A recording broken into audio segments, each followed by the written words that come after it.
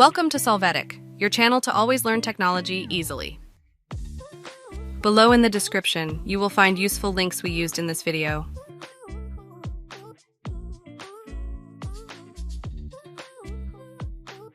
Today on Solvetic, we will see how to sign out Gmail on laptop.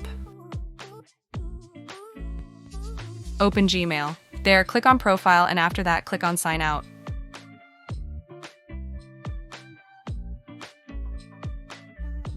You can see that the current session will be closed. Hey, remember to subscribe Solvetic channel.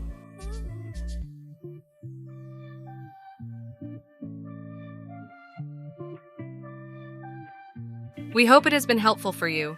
Here are links to watch more videos of your interest and subscribe to the Solvetic channel. Thank you.